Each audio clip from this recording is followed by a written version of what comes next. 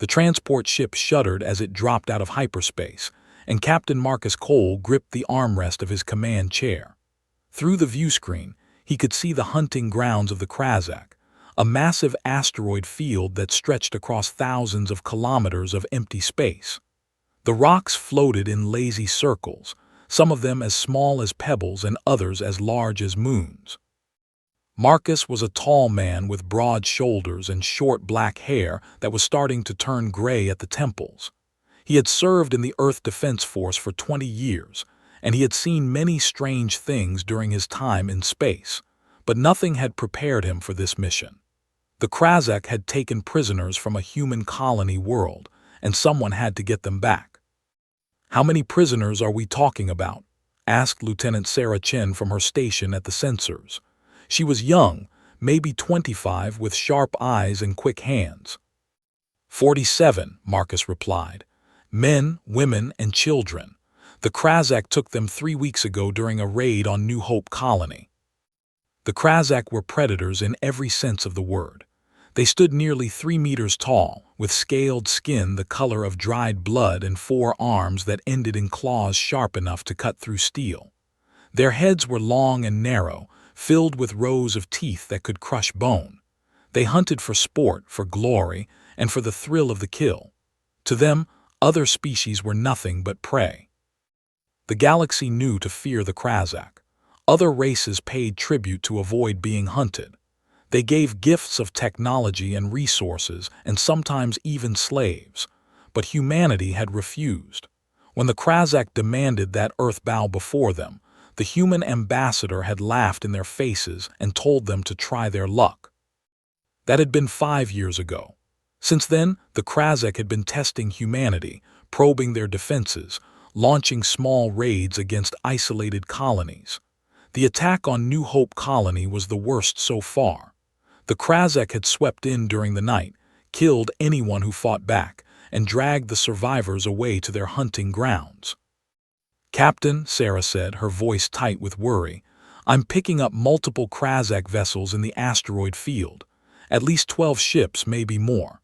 They know we're coming." Marcus nodded slowly. He had expected this. The Krazak wanted a fight. They wanted to prove that humans were weak, that they could be hunted like animals. But Marcus had not come all this way to die. He had a plan. "Send a message to the Krazak commander," he said. "Tell him that Captain Marcus Cole of the Earth Defense Force wishes to speak with him." The bridge fell silent. Everyone knew what this meant. The Krazak had a tradition called the Challenge of Blood. Any warrior could challenge a Krazak leader to single combat. If the challenger won, the Krazak had to honor any reasonable request. If the challenger lost, they died, and their people were marked as prey forever. No one from outside the Krazak clan had ever won a challenge of blood. The Krazak were simply too strong, too fast, too deadly. But Marcus had studied them for years. He knew their strengths and, more importantly, he knew their weaknesses. The viewscreen flickered, and then the face of a Krazak appeared. He was larger than most of his kind, with scars covering his snout and one eye missing. His remaining eye was yellow and cold, like the eye of a snake. "I am Warlord Grak," the Krazak said, his voice deep and rumbling. "You are the human who dares to enter our hunting grounds." "I am Captain Marcus Cole," Marcus replied, keeping his voice calm and steady. "I have come for the prisoners you took from New Hope Colony." Grak made a sound that might have been laughter. "The prey. They are ours now, human. They will run through our hunting grounds and we will chase them. We will catch them. We will eat them. This is the way of the Krazak." "I challenge you to the challenge of blood," Marcus said. The bridge crew held their breath. On the viewscreen, Grak's eye widened slightly. Then he leaned forward, his teeth gleaming in the light. "You are brave, human," Grak said. "Or perhaps you are stupid. No outsider has ever won the challenge of blood. Our warriors are the finest in the galaxy. We are born to hunt, born to kill. What chance does a soft human have against us?" "Then you have nothing to fear," Marcus said. "Accept my challenge and prove that the Krazak are as mighty as they claim, unless you are afraid." The insult hung in the air. Among the Krazakh, fear was the greatest shame. A warrior who showed fear was cast out from the clan, forced to live alone until they died. Grak could not refuse the challenge without looking weak in front of his warriors. "Very well, human," Grak growled. "I accept your challenge. Tomorrow, when the light of the nearest star touches the arena moon, we will fight. If you win, you may take your prey and leave our hunting grounds. If you lose, your crew will join them as our next hunt." The view screen went dark. Marcus let out a slow breath and turned to face his crew. They were staring at him with a mixture of fear and hope. "Captain," Sarah said quietly, "are you sure about this? The Krazakh have never lost a challenge of blood. They're warriors trained from birth. They have 4 arms, claws, and teeth. You're just human," Marcus finished for her. He smiled slightly. "That's exactly what they're counting on." He stood up from his command chair and walked to the center of the bridge. "The Krazakh think they know everything about us. They think we're soft because we don't have claws. They think we're weak because we don't have scales. But they're wrong. Humans have been fighting since the beginning of our history. We've faced predators on our own world, animals that should have eaten us, and we survived. We became the dominant species on Earth not because we were the strongest or the fastest, but because we were the smartest." "But sir," another officer said, "this isn't a battle of wits. It's single combat. Strength and speed matter." "Do they?" Marcus asked. "Let me tell you something about the Krazakh. They've been the top predators in this part of the galaxy for thousands of years. They've never faced a real challenge. They've grown arrogant, predictable. They follow the same patterns, use the same techniques because those techniques have always worked. But I've studied every recorded challenge of blood. I've watched hundreds of hours of Krazakh combat footage. I know how they fight, how they move, how they think." He paused, looking at each member of his crew in turn. "The Krazakh expect me to be afraid. They expect me to make mistakes, but I'm not going to fight the way they expect. I'm going to fight like a human." That night Marcus did not sleep. He sat alone in his quarters, reviewing his plans one last time. The challenge of blood would take place on the arena moon, a small rocky world that the Krazakh used for their ritual combats. The rules were simple. 2 warriors entered the arena, and only one walked out. Any weapon was allowed, any technique permitted. The only rule was that no one else could interfere. Marcus had chosen his weapons carefully. He would not try to match the Krazakh's strength with heavy weapons.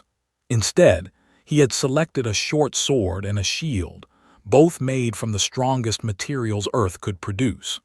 The sword was designed to cut through Krazakh scales, and the shield was built to withstand their crushing blows. But weapons were only part of his plan. The real victory would come from understanding his enemy.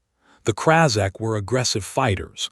They charged at their opponents, overwhelming them with speed and power. They did not retreat, did not defend. To them, defense was weakness. Marcus was counting on that arrogance. As the hours passed, he thought about the 47 prisoners waiting on the Krazakh home ship. Men and women who had trusted the Earth Defense Force to protect them. Children who had been torn from their beds in the middle of the night. They were depending on him. He could not fail. When the time came, Marcus put on his combat suit and walked to the shuttle bay. His crew was waiting for him, their faces solemn. "Good luck, Captain," Sarah said. Marcus nodded.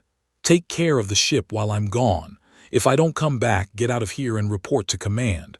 Tell them what happened." "You'll come back," Sarah said firmly. "I believe in you." Marcus smiled and stepped into the shuttle. The doors closed behind him, and a moment later he was flying through the asteroid field toward the arena moon. Through the window, he could see the Krazakh ships gathered like vultures waiting for a meal. The shuttle landed on a flat plain of gray rock. In the distance, Marcus could see the arena, a circular pit carved into the surface of the moon. Thousands of Krazakh warriors lined the edges, their eyes gleaming in the starlight. They had come to watch the human die. Marcus stepped out of the shuttle and walked toward the arena. The Krazakh parted to let him through, hissing and growling as he passed. Some of them reached out to touch him, their claws scraping against his armor. At the edge of the arena, Warlord Grak was waiting. He was even larger in person, nearly 3.5 meters tall. His 4 arms were thick with muscle, and his claws had been sharpened to deadly points. He wore no armor, only ritual paint on his scales. To the Krazak, armor was for the weak. "Human," Grak rumbled, "you have come to die." Marcus drew his sword and raised his shield. "We'll see." The crowd roared, and the challenge of blood began. Grak charged immediately, just as Marcus had predicted. The Krazak warlord moved with terrifying speed, his 4 arms slashing at different angles. Most opponents would have been cut to pieces in seconds. But Marcus was not most opponents. He sidestepped the first attack, using his shield to deflect a claw that would have taken off his head. Then he ducked under the second strike and rolled away from the third. He did not try to counterattack. Not yet. Grak spun around, surprised that the human had survived his opening assault. "You are fast for a human," he admitted, "but you cannot run forever." He attacked again, and again Marcus dodged. The crowd began to grow restless. They wanted blood. They wanted to see the human torn apart. "Fight me," Grak roared. "Stand and fight." Marcus did not respond. He simply continued to move, to dodge, to evade. He was watching, studying, learning. Every creature had patterns, habits, tendencies. The Krazak were no different. And as Grak attacked again and again, Marcus began to see the pattern. Grak always led with his upper right arm. His lower left arm was slightly slower than the others, probably from an old injury. He telegraphed his strikes with a slight twitch of his tail. And most importantly, he left his left side exposed for a fraction of a second after each combination. Marcus smiled behind his helmet. Now he knew how to win. The next time Grak charged, Marcus did not dodge. Instead, he stepped into the attack, raising his shield to block the upper right claw. The impact was tremendous, driving him back several steps, but he had expected that. What Grak had not expected was the sword that slashed across his lower left arm. The Krazak warlord howled in pain and surprise. Green blood sprayed from the wound, splattering across the arena floor. The crowd went silent. "First blood to the human," someone whispered. Grak looked down at his arm, then back at Marcus. His yellow eye was filled with rage. "You will pay for that, human. I will make your death last for days." Marcus raised his sword. "Then stop talking and make me pay." The real fight had begun. Grak attacked with renewed fury, but now he was angry, careless. He abandoned his patterns and techniques, driven by the need to destroy the creature that had wounded him. But in his rage, he made mistakes. Marcus exploited every one of them. He cut Grak's leg, forcing the warlord to slow down. He slashed his side, making it painful to swing his arms. He nicked his remaining eye, forcing him to blink away blood. The crowd watched in stunned silence as the impossible happened. The human was winning. But Grak was not finished yet. With a terrible roar, he lunged at Marcus, ignoring his wounds. His claws found their mark, tearing through the armor on Marcus's shoulder. Pain exploded through his body, and he felt blood running down his arm. He fell back, and Grak loomed over him, all 4 arms raised for the killing blow. "Now you die, human," Grak hissed.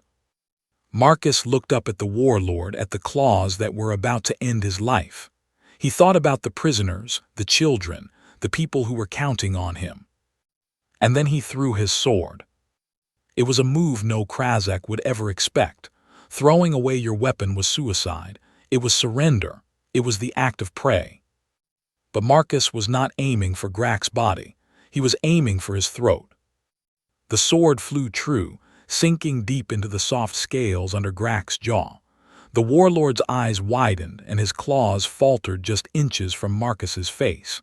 Then he fell, crashing to the arena floor like a toppled statue. For a long moment there was only silence. Then Marcus stood up, clutching his wounded shoulder, and walked to Grak's body. He pulled out his sword and turned to face the crowd. "I claim victory," he said, his voice echoing across the arena. "By the laws of the challenge of blood, you will release your prisoners to me." The Krazakh stared at him with a mixture of shock and something that might have been respect. One by one, they began to bow their heads. The human had won. In the days that followed, the galaxy would learn of Captain Marcus Cole's victory. The story would spread from world to world, growing with each telling. The human who had defeated a Krazakh warlord in single combat.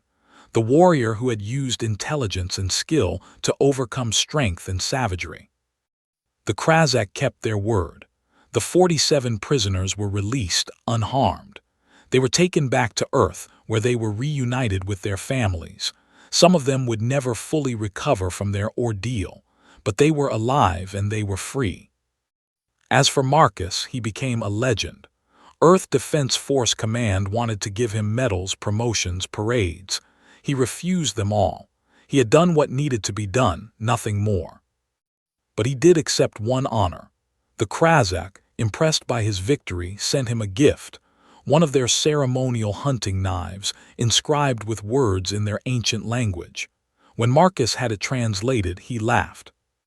The inscription read, "To the human who hunts hunters, you have earned your claws." Marcus hung the knife on the wall of his quarters, where it would remain for the rest of his career. A reminder that humans were not prey, that they had earned their place among the stars. Not through strength or savagery, but through something far more powerful. Through the will to never give up. The news of Marcus Cole's victory spread through the galaxy like fire through dry grass. Every species with a translator heard the story. Every world with a communication relay received the footage. The Krazakh themselves distributed it, because to them, a great battle deserved to be remembered, even if they had lost. For the first time in thousands of years, the Krazakh had been defeated in their own sacred challenge. The implications were enormous. Other species, races that had lived in fear of the predator clan for generations, began to question everything they had believed about the universe. On the forest world of Velan, the gentle Pelori gathered in their meeting caves to discuss what they had seen. They were small creatures, barely reaching a human's waist, with soft blue fur and wide eyes. For centuries, they had paid tribute to the Krazakh, surrendering a portion of their harvest each year to avoid being hunted. Elder Myra, the oldest of the Pelori Council, watched the recording of Marcus Cole's fight for the 10th time. Her whiskers twitched with each blow, each dodge, each moment of desperate struggle. "He did not run," she said quietly. "He was smaller, weaker, and he did not run." "The humans are strange," another elder replied. "They lack claws, scales, or venom. By all logic they should be prey, and yet they are not," Myra finished. "Perhaps we have been looking at strength all wrong." On the volcanic moon of Krath, the insectoid Vex reviewed the battle data with their compound eyes. They were a calculating species, driven by mathematics and probability. Everything they did was based on the numbers, the odds, the chances of success. The probability of a human defeating a Krazakh in single combat was less than 0.03%, the lead analyst reported to the Hive Queen. "Every model we ran predicted failure."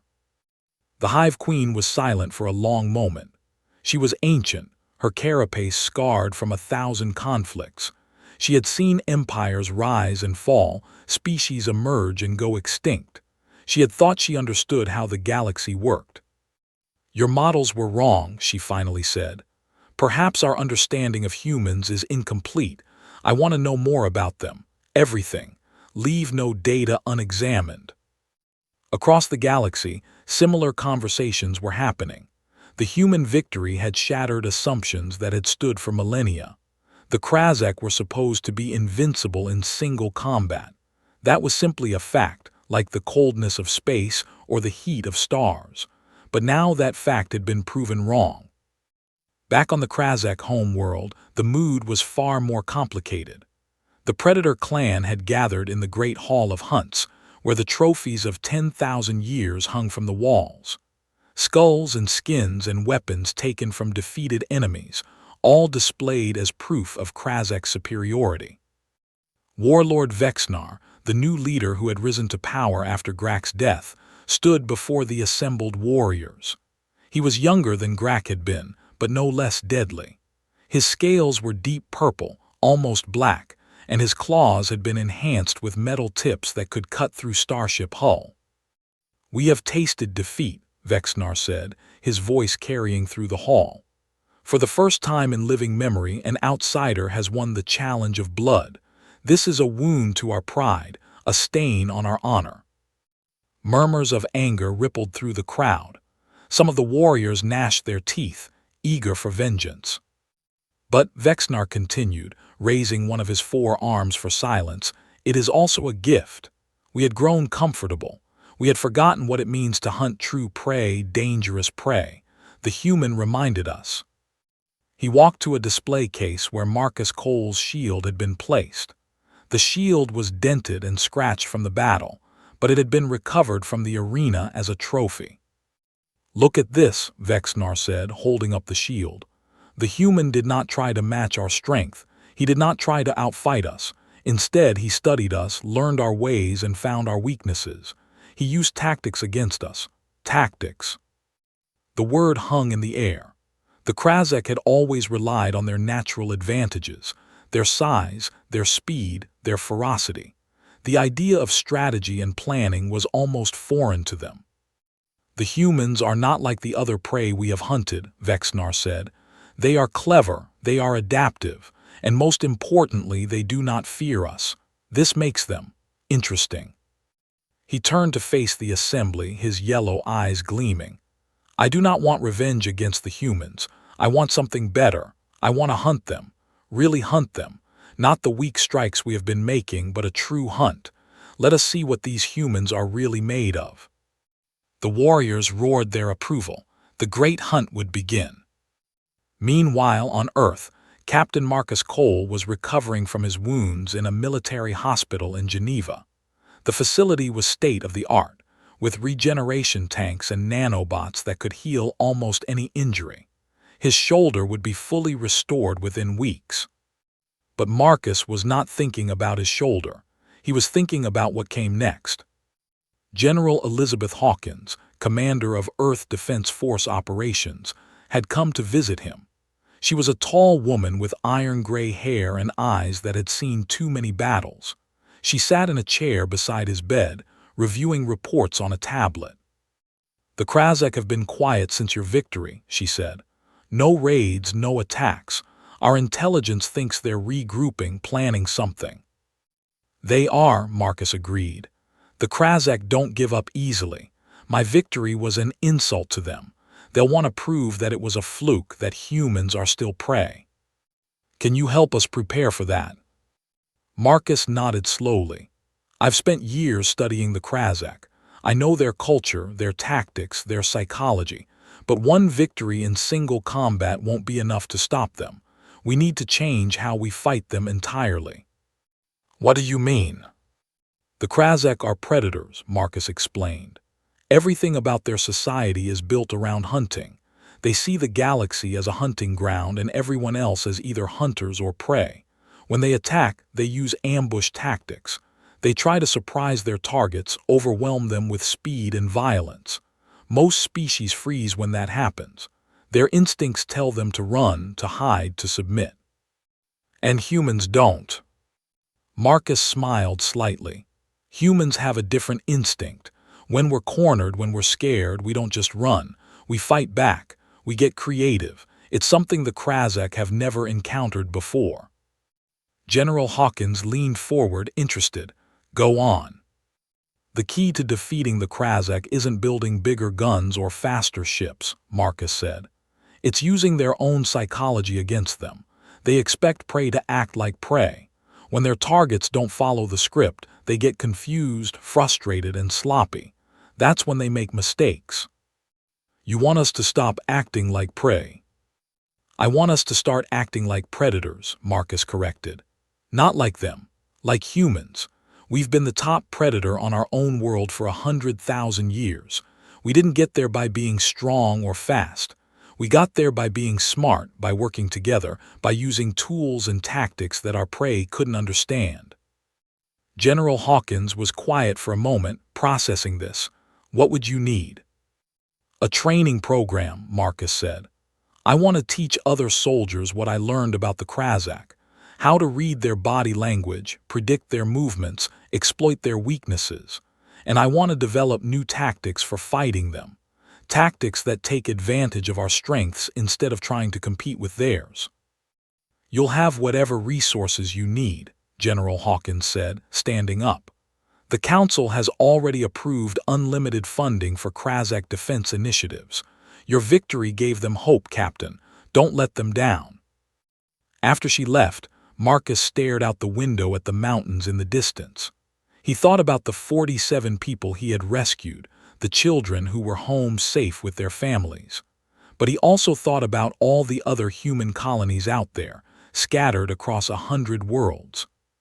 The Krazak would come for them. Sooner or later, the predators would strike again, and when they did, humanity needed to be ready. 3 months later, the first class of what would become known as the Predator Response Unit assembled at a training facility in the Rocky Mountains. There were 50 soldiers, hand-picked from military forces around the world.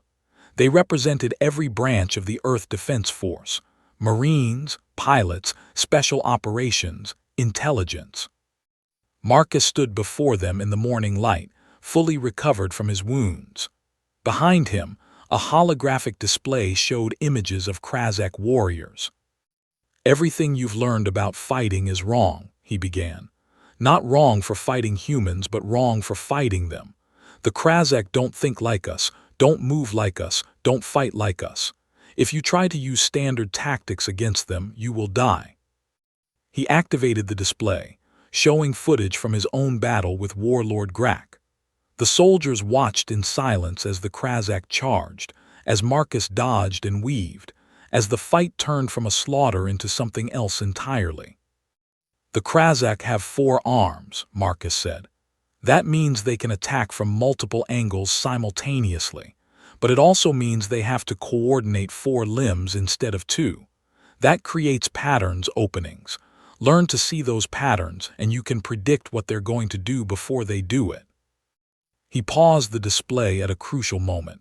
See here. Grak is about to strike with his upper right arm. How do I know? Look at his tail. There's a tiny twitch just before every major attack.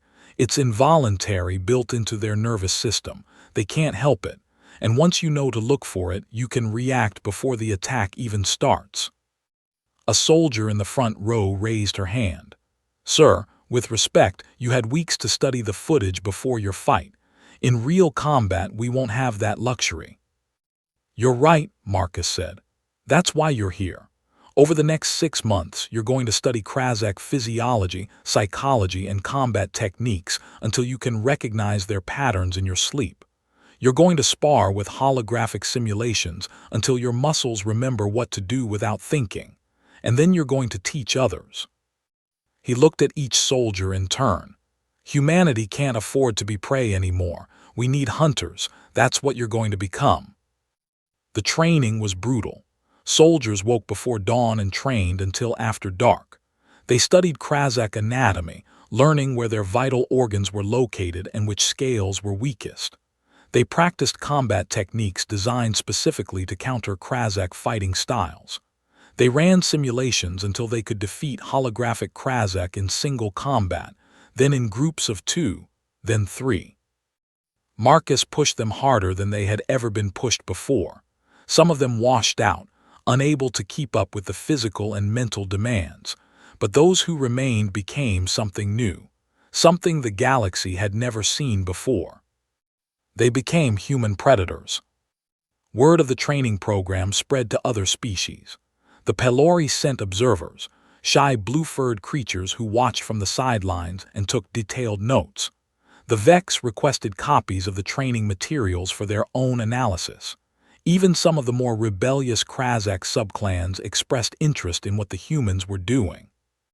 But the main Krazak clan, led by warlord Vexnar, was not interested in watching. They were interested in hunting. 6 months after Marcus Cole's victory, the Krazak struck again. The target was Harmony Station, a human space station orbiting a gas giant in the outer colonies. The station was home to 3,000 people, scientists, technicians, families. It was designed for research, not defense. The perfect target for a hunting party. 10 Krazak ships dropped out of hyperspace without warning. They moved through the asteroid field that surrounded the station, using the rocks as cover. The station's defenders scrambled to respond, but they were outgunned and outmaneuvered. The Krazak boarding pods slammed into the station's hull, and the hunters poured inside. They expected terror, chaos, helpless prey fleeing through the corridors. What they found was very different.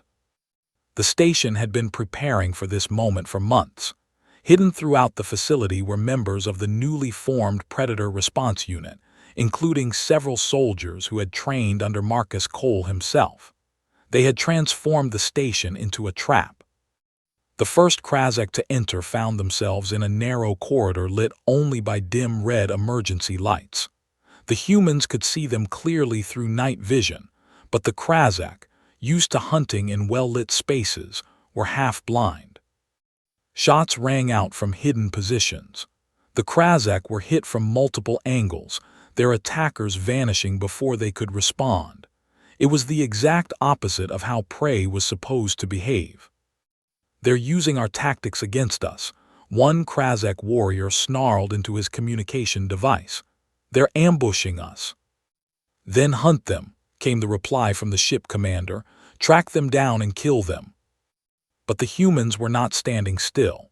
They moved through the station using maintenance tunnels and ventilation shafts that the Krazak didn't know existed. They struck and withdrew, wearing down the hunters one by one.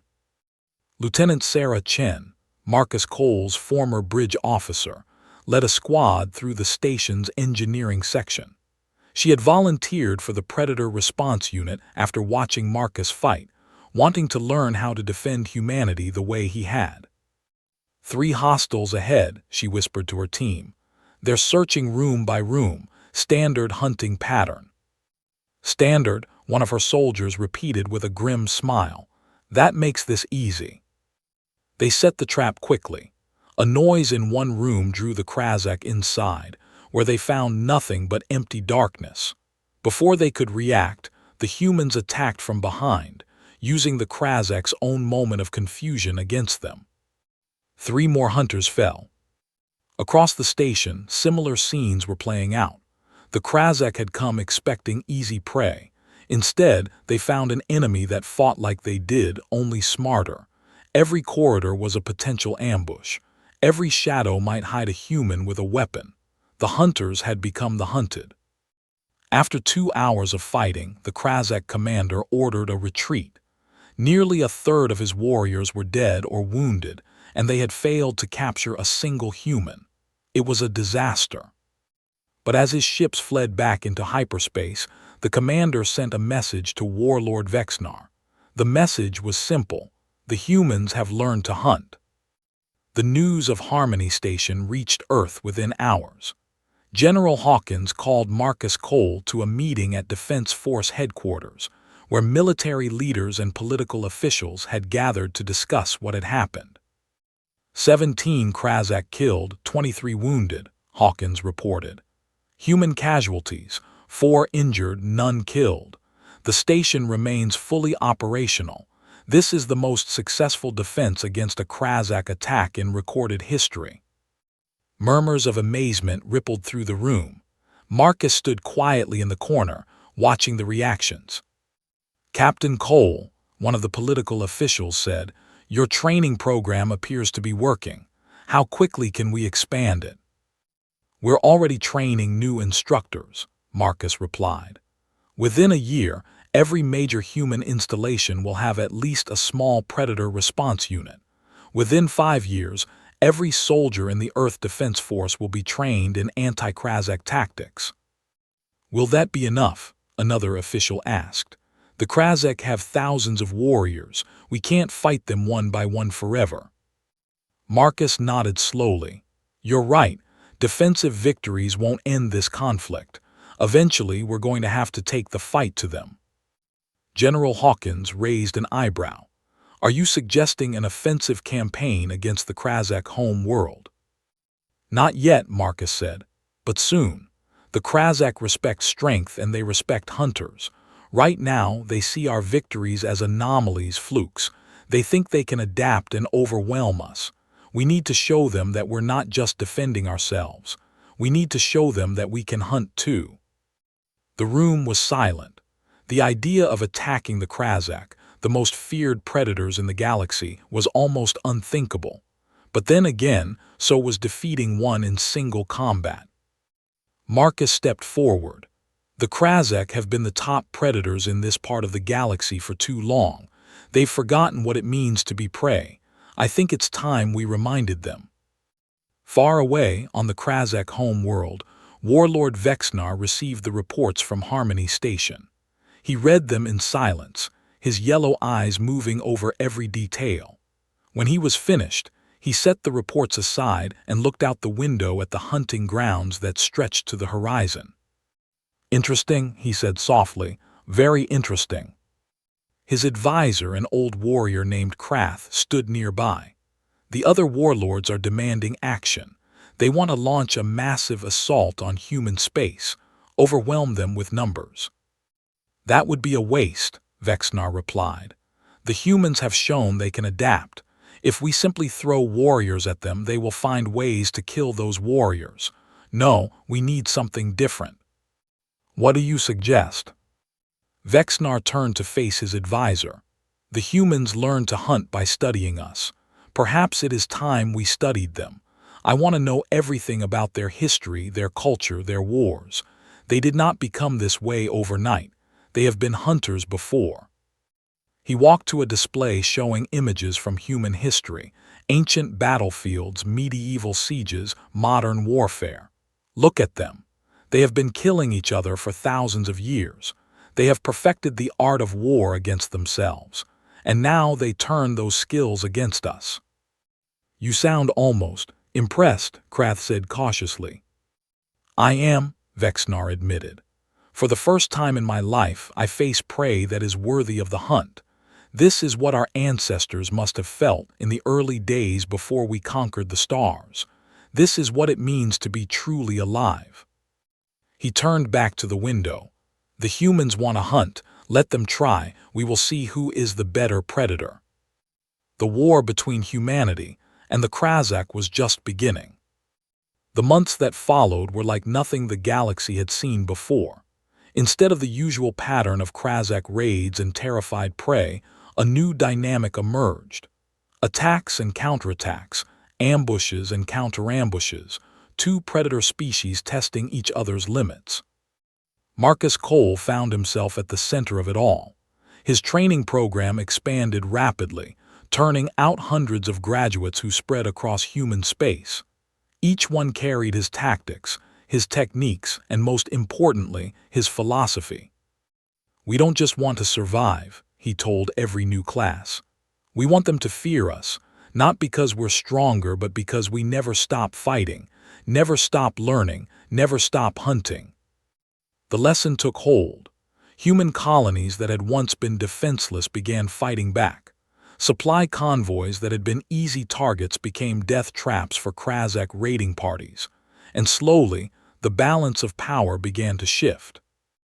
1 year after the Battle of Harmony Station, Marcus stood before the Galactic Council.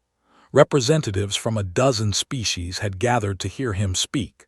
The Council was a loose confederation of civilizations that tried to maintain peace in the galaxy. They had little real power, but they had influence, and influence was what Marcus needed. For too long, the galaxy has lived in fear of the Krasek, he said, his voice carrying through the chamber. Species have paid tribute, surrendered territory, and even handed over their own people to avoid being hunted. This ends now. He activated a display showing the results of the past year's conflicts. Humanity has proven that the Krasek can be defeated. not through superior numbers or technology, but through courage, intelligence, and the refusal to be prey. We offer to share our knowledge with any species willing to stand with us." The representatives murmured among themselves. This was unprecedented. Humanity was offering to teach other races how to fight back against their oldest enemy. Elder Myra of the Pelori was the first to speak. "The Krazakh have hunted my people for generations. We are small and weak. What could we possibly do against them?" Marcus turned to face her. "The Krazakh expect their prey to be weak. That's their greatest vulnerability. They underestimate anyone who doesn't look like a threat. Your size makes you harder to hit, easier to hide. Your knowledge of forest environments could be turned into expertise in guerrilla warfare. And your people have something the Krazakh will never have: each other." He paused, letting his words sink in. "The Krazakh fight as individuals. They compete with each other even when they're on the same side. Humans fight as teams. We protect each other, sacrifice for each other. That's what makes us strong. If your people learn to do the same, you will be stronger than you can imagine." The Vex representative, a tall insectoid with gleaming black eyes, clicked her mandibles thoughtfully. "Our analysis suggests that human tactics could be adapted for other species. However, the probability of success in direct combat remains low for most of us." "Then don't engage in direct combat," Marcus replied. "The Krazakh want you to fight their way. Don't. Find your own way. Use your strengths, whatever they are. The Vex are brilliant strategists.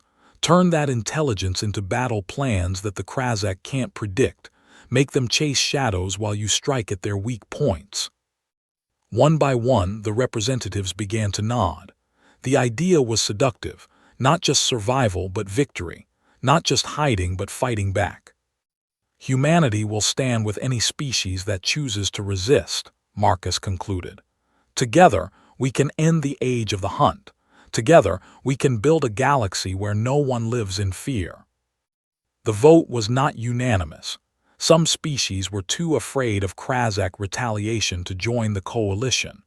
But enough agreed to form the beginning of something new: the Galactic Resistance Alliance. Word of the alliance reached the Krazakh home world within days. Warlord Vexnar received the news with a mixture of anger and anticipation. "They are organizing against us," his advisor Krath reported. "Human instructors are already traveling to other worlds, training their warriors in anti-Krazakh tactics." "Good," Vexnar said, surprising his advisor.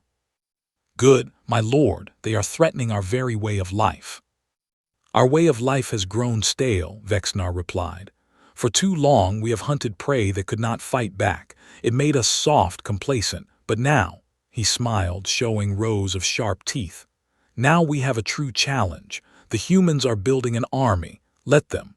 When we crush that army, our victory will be all the sweeter." He called his warlords to a council of war. From every corner of Krazakh space, the leaders of the great hunting clans assembled. They came in ships decorated with trophies from 1,000 worlds, their hulls scarred from countless battles. "The humans think they can teach the prey to fight," Vexnar told the assembled warlords. "They think they can turn rabbits into wolves. We will show them how wrong they are." "What do you propose?" asked Warlord Skarn, an ancient warrior whose scales had faded to gray. "The Great Hunt," Vexnar replied. "We gather every warrior, every ship, every weapon we possess. We strike at the human home world itself. We destroy their military, capture their leaders, and burn their cities. When Earth falls, their precious alliance will crumble." The warlords roared their approval. The Great Hunt would be the largest military operation in Krazakh history. Thousands of ships, tens of thousands of warriors, all focused on a single target. Earth would learn what it meant to be prey. Intelligence reports of the Krazakh gathering reached Earth within weeks. Marcus Cole was summoned to an emergency meeting with the highest levels of human government. Presidents, prime ministers, and military commanders from every nation gathered to discuss the threat. Our estimates suggest a fleet of at least 5,000 ships, General Hawkins reported. Maybe more. This is larger than anything they've ever assembled before. Can we defend against it? The president asked. Hawkins shook her head slowly. Not with our current forces. We've strengthened our defenses significantly over the past year, but we're still outnumbered at least 3-1. The room fell silent. Despite all their progress, humanity was still facing extinction. Marcus stood up. May I speak? Hawkins nodded.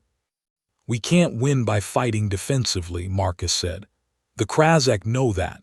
They're counting on us to hunker down to try to weather the storm. But that's not how predators think. Predators don't wait for prey to come to them. Predators attack. You're suggesting we strike first? One of the military commanders asked incredulously. Against a fleet of 5,000 ships. No, Marcus said. I'm suggesting we don't let them form that fleet in the first place. The Krasek are gathering their ships at their home world. That takes time. They're coordinating with dozens of different clans, each with their own ships and warriors. What if those clans had something else to worry about? General Hawkins began to understand. You want to hit their other territories while their main force is assembling. Exactly. The Krasek have hunting grounds throughout this sector, mining operations, supply depots, training facilities. What if those facilities started experiencing problems? What if the clans had to divert ships to protect their own territories instead of joining the main fleet? Guerrilla warfare on a galactic scale, another commander said thoughtfully. It could work, but we don't have enough ships to hit all their targets. We don't, Marcus agreed, but the Alliance does. He activated a display showing the territories of the Galactic Resistance Alliance. The Pelori know the forest worlds better than anyone. They can sabotage Krasek hunting lodges without being detected. The Vex are masters of infiltration. They can disable communication relays, delay supply shipments, and generally make life difficult for the Krasek.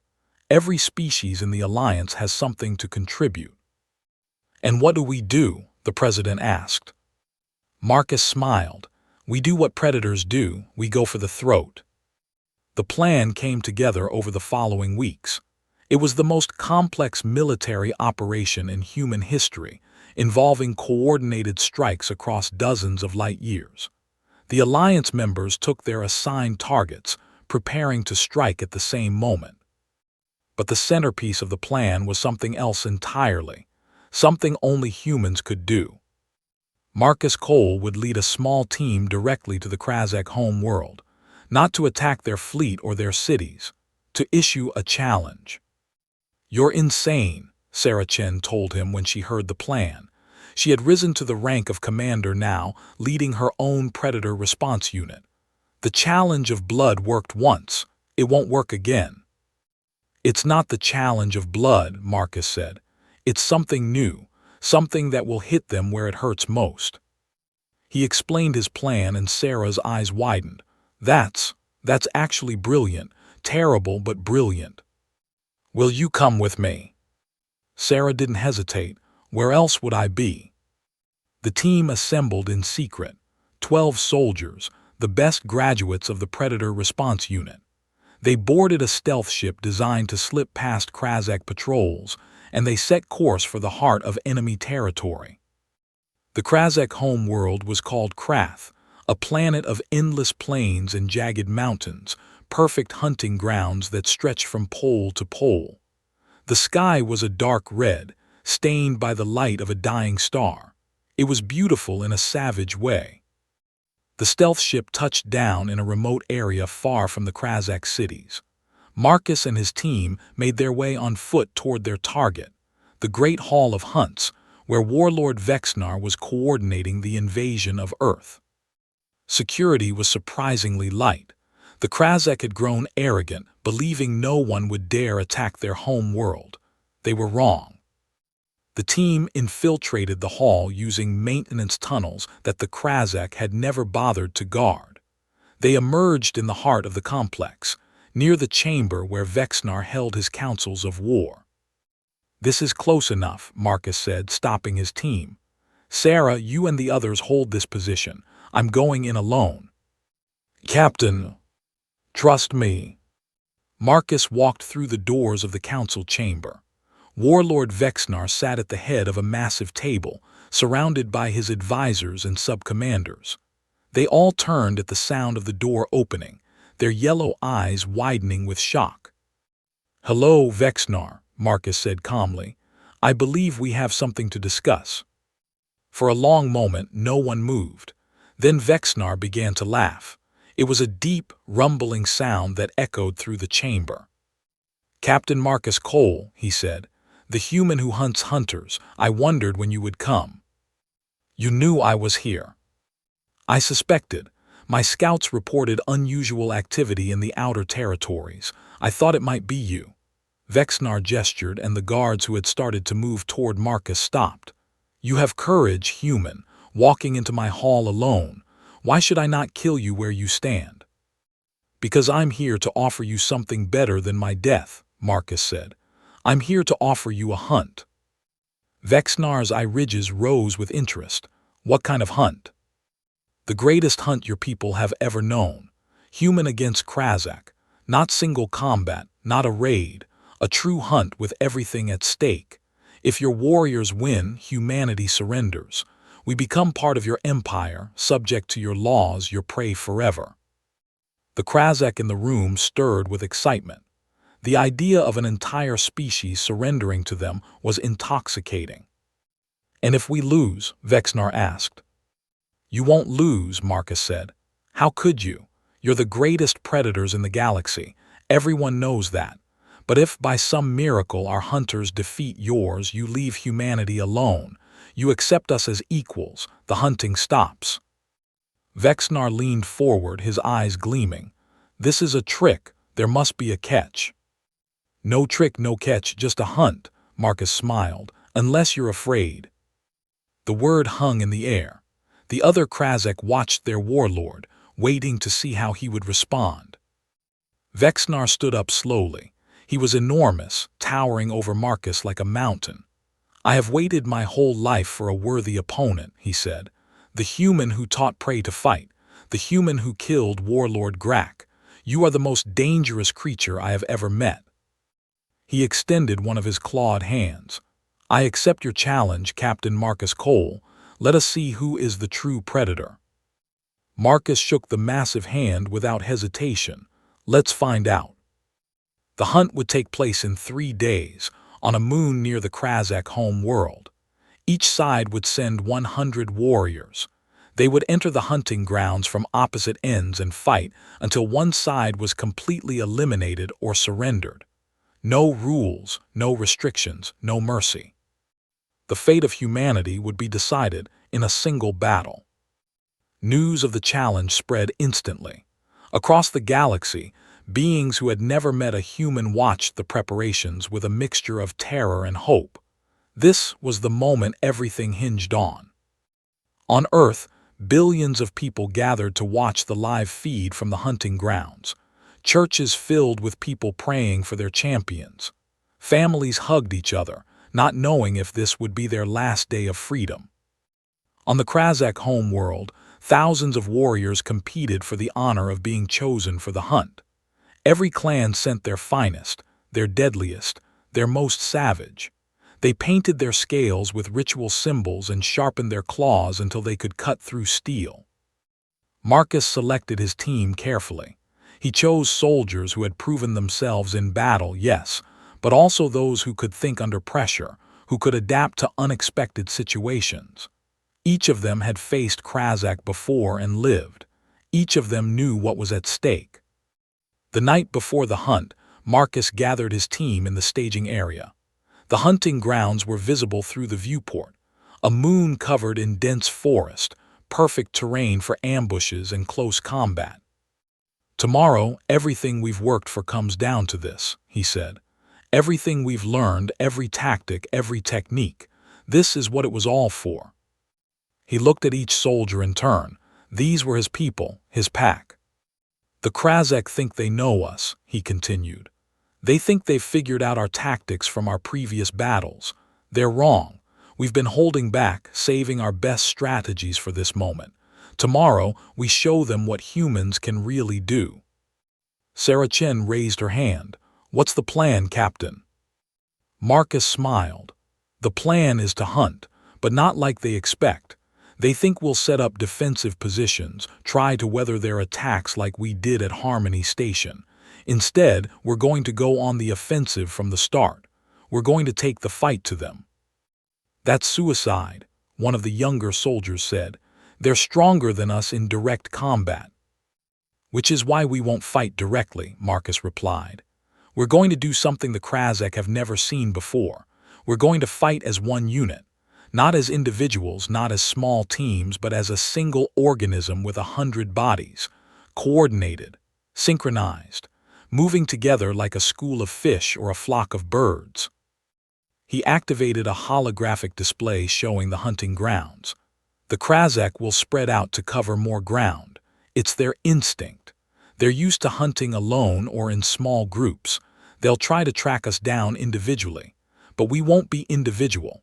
We'll concentrate our forces, hit their scattered groups with overwhelming numbers, and move on before they can regroup. It's the opposite of what they expect, Sarah said slowly. They think we'll hide and let them hunt us. Instead, we become the hunters. Exactly. The soldiers looked at each other. This was the moment they had trained for, the moment everything changed. One more thing, Marcus said. Whatever happens tomorrow, I want you to know that I'm proud of every one of you. You're the finest warriors humanity has ever produced, not because of your strength or your weapons, but because of what's in here. He tapped his chest. You're fighting for your families, your worlds, your entire species. That's something the Krasek will never understand. They fight for glory. We fight for each other. The next morning, the hunt began.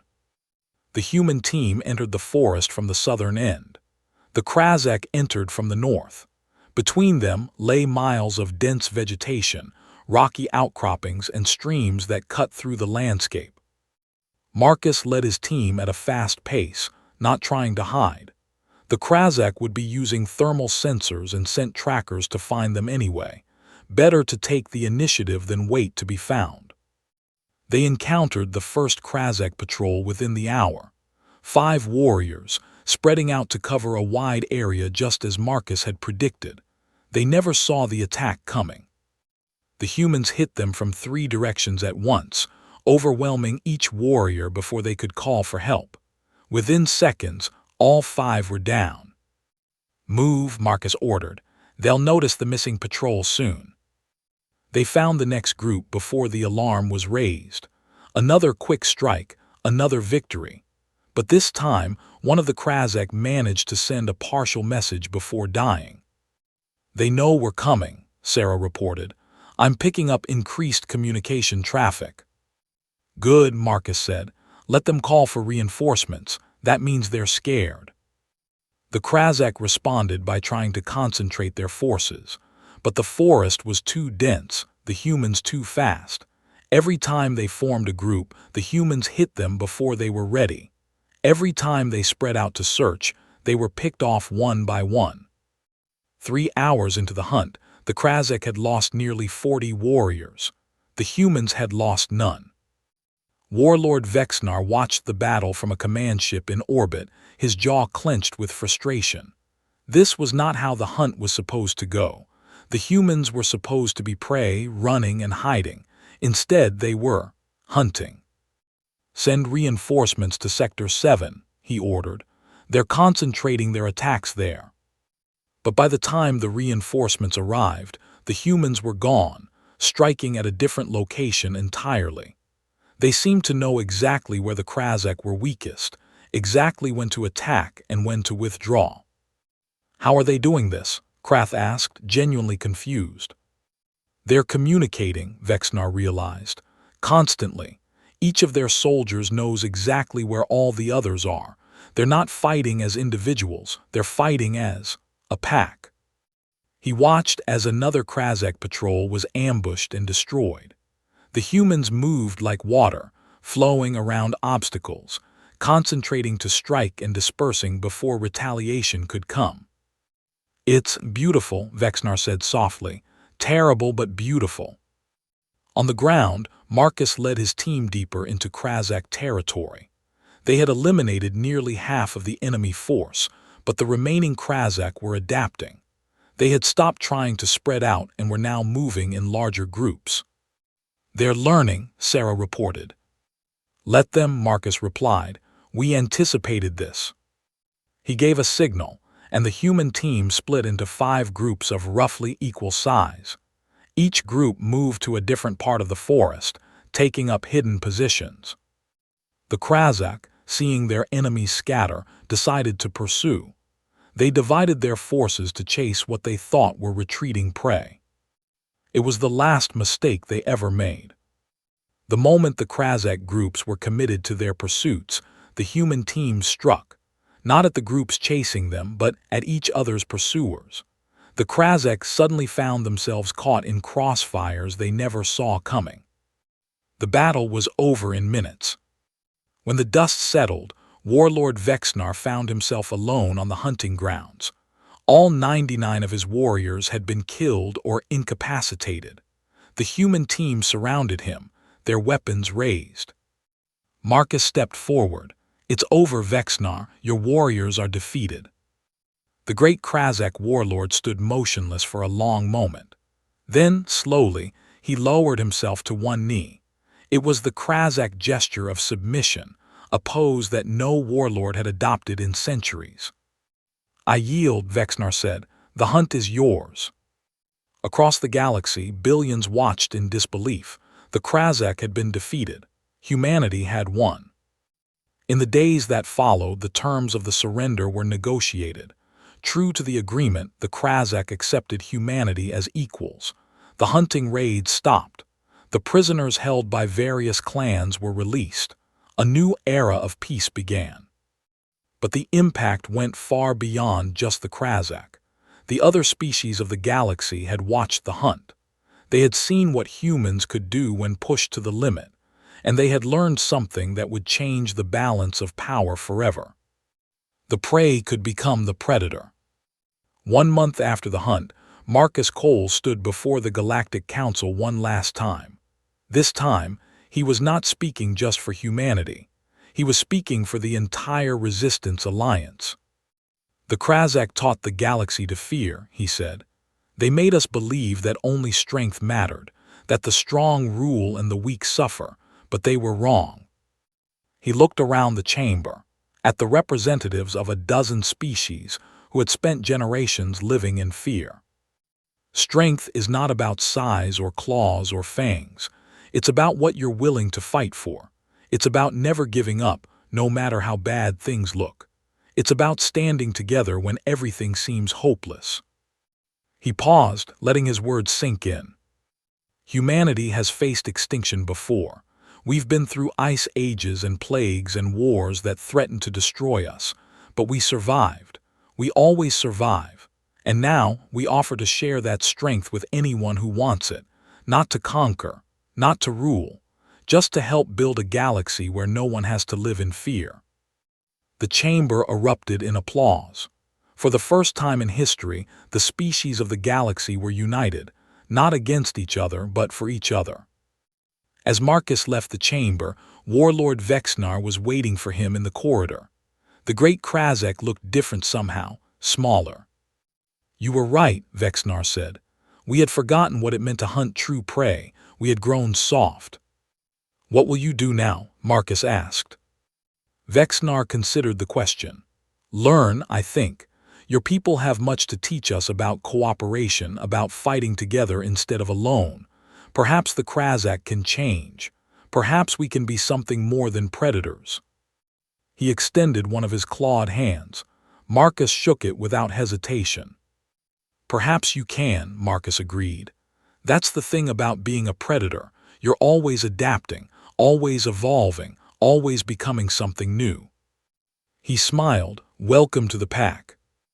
Years later, Marcus Cole would be remembered as the father of the Galactic Alliance, the human who had stood alone against the most feared predators in the universe and won. the soldier who had proven that courage and intelligence could overcome any obstacle. But Marcus himself never saw it that way. To him, he was just a soldier who had done what needed to be done, who had refused to give up when everyone else said it was impossible, who had shown the galaxy what humans could do when they stopped being prey and started being predators. On his office wall hung the knife that the Krazek had given him after his first victory, and next to it, a new trophy, a medal given to him by the Galactic Council, inscribed with words in 12 languages. The inscription read, "To the human who taught the galaxy to fight, you gave us our claws."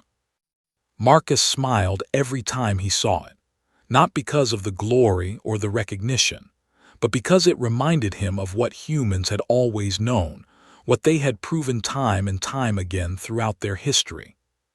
That no matter how dark things seemed, no matter how powerful the enemy, humanity would never stop fighting, never stop hunting, never stop being human.